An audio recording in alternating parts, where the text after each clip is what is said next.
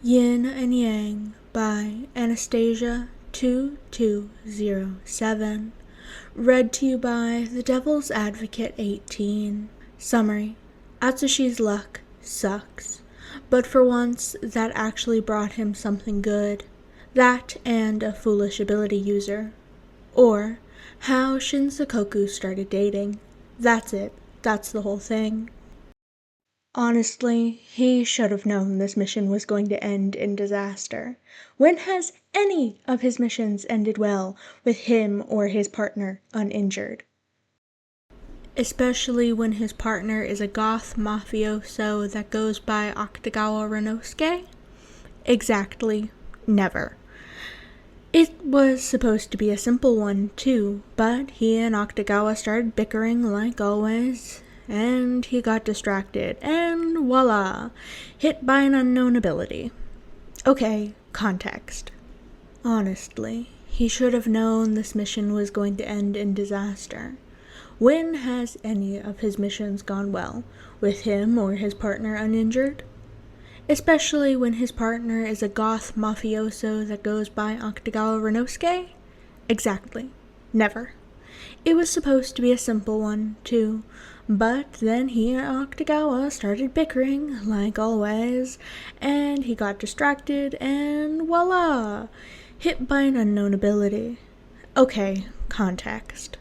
Atsushi and Akutagawa had a mission together. No biggie. Said mission was to capture an ability user who had been running wild in Port Mafia territory. Why did Atsushi have to help? No idea. And, like always, they ended up bickering amongst themselves over stupid shit while running after the ability user. So, of course, the guy hit him with his ability, because why the fuck not? Want to know something else? No one told them what the fucking ability was, so here he is, stunned, with an angry mafioso yelling at him to run after the man, 'cause he couldn't do that on his own. Of fucking course not. Suddenly, he lost complete control over his own body, almost like when Baeko took over. He felt himself walking a little closer to the older man, who was still distracted by his own yelling. And now we've probably lost the guy, and who knows when we'll be able to catch up to him again, all because he was interrupted when the were-tiger grabbed him by the waist and pulled him so close they could feel each other's chests moving.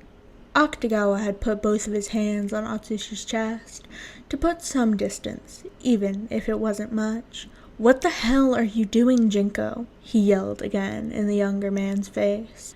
"You're so beautiful." Atsushi's eyes were glossed over, looking like he might cry, and his voice sounded like a breathy sigh. "What?" The mafioso blushed a deep red. "What the hell are you saying?" "The truth." "Let me go this instant, Jinko. We have to catch the ability user. We can't let him get away," he shouted, trying and failing to free himself from the other's grip. "Why? Why what? Why can't we let him get away?" he asked again. "'Cause Dazai-san." "Ugh!" Atsushi scowled, looking more pissed than Ryu had ever seen him before. "Dazai-san this, Dazai-san that. You only ever talk about him." What?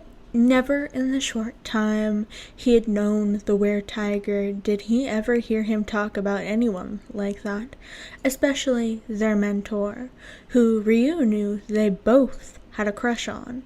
"Why can't you ever talk about me? I want to hear my name out of that pretty mouth of yours, even if it's filled with hate. You'd still be saying my name," he whispered, face growing closer and closer to the others by the second. "Jinko, what are you—" He tried to free himself again, only to be interrupted. "Say it." "Say what?" "Say my name." "Jinko?" "No, my real name." "Nakajima?" "Don't play dumb now, Akutagawa." He frowned. Why did he look so pretty frowning? It wasn't fair. "You know what I want you to say." "Why should I—" He tried again, only to be interrupted again. 'Cause you want me to let go, don't you? Atsushi raised an eyebrow, knowing he wasn't letting the other go anyways. I should cut off your arms and go after the ability user myself, he hissed, glaring at the were-tiger. We both know no matter how much you try or how many times, I'll just regenerate and get you again. Even with Rashomon, I'm still physically stronger than you. He knew. Fucking hell if he knew. But being this close to the detective was doing things to him, and he doesn't know how much longer he can hold on before he says fuck it and devours those pretty pink lips. Say it, Ryu. And that did it for the older. Hearing his name come oh so softly from the mouth he'd been fantasizing about kissing for months, it broke something in him without even noticing. He did as he was asked. Atsushi? See, it didn't kill you, did it? He grinned. The bastard grinned that stupidly adorable boyish grin of his. Are you going to let me go now? He had pulled himself together. He could think about this now. He had a mission too. Ryu, have I ever told you how gorgeous you are? What? No, and I don't want to hear it.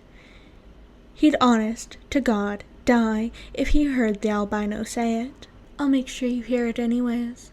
His grin turned into a smile he'd only seen directed at Dazai, Kyoka, and anyone else at the agency. A loving smile. It's just, you're so beautiful. I love everything about you. You what? The mafioso couldn't believe what he just heard. His ears were probably playing tricks on him. No way his crush partner just said, I love everything about you, he said again. I love your hair, pitch black, only contrasted by the white tips, almost as if to match me.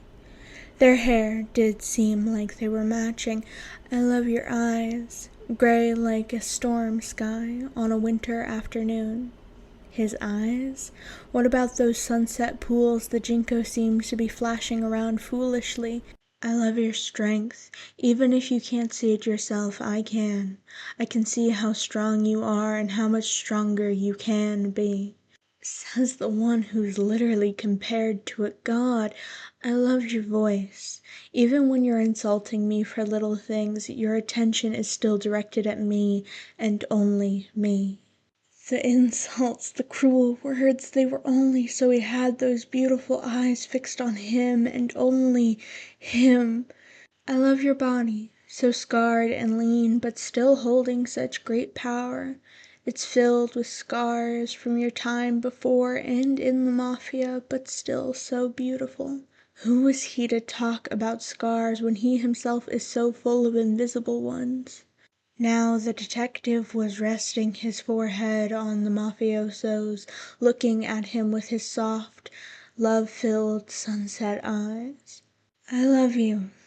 Even if you hate me forever, even if you only ever think about Dazai, even if I have to die by your hands in a couple of months, I'd still be happy I get to die by the hands of the one I love. Almost immediately after saying those words, thin, pale lips were on his own, kissing him, like they wanted to eat him whole, and he'd let them. The older locked his arms around the other's neck, while the younger hugged him tighter from around the waist, feeling the other's warmth finally having him like this. They took a tiny break from kissing to breathe a little, just enough for another kiss. It felt like they were the only ones in the world. But sadly, everything had to end. The kiss was cut short by the were-tiger shoving the other out of the way of a bullet. Sorry, darling. Seems like we'll have to postpone our little trip, Atsushi says, winking at the red-faced mafioso. In a moment, everything was over. Seemed like the ability user thought they could get to them while they were distracted, forgetting one of them had enhanced hearing. Fool. After the mafia came to get the guy, and everyone was distracted with their own thing, Renosuke felt someone holding his hand.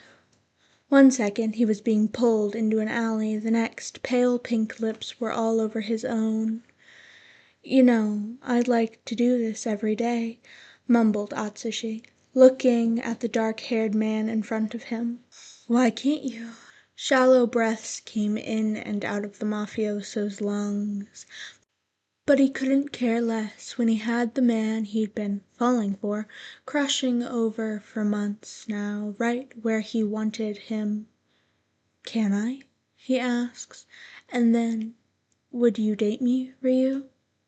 "Yes, I would." And oh, how could he ever hate that bright smile? How could he have ever wanted to take it away? He didn't know, and right now, with his lungs on fire and the were-tigers wrapping his arms around him, he didn't really care. The only thing he cared about is the younger man who is looking at him like he hung the moon in the sky. This was Ying and Yang by Anastasia2207, read to you by The Devil's Advocate 18. I hope you guys enjoyed. I am so sorry for the random audio quality switch about halfway through. I did not realize that you could hear my fan and stuff in the background. I am so sorry, guys. But I am a lazy little devil and I did not want to go back and re-record all of that. So it is what it is, but I hope you guys enjoyed, and until next time. Hi, so this is editing me. So I did have to re-upload this video, because of the fact of I realized the first 2 lines were missing. I don't know how that happened. I am so sorry, guys. I re-uploaded this though. It should be all fixed now, except the audio is still very wonky. So I am very sorry, but I do hope you guys enjoyed, and until next time.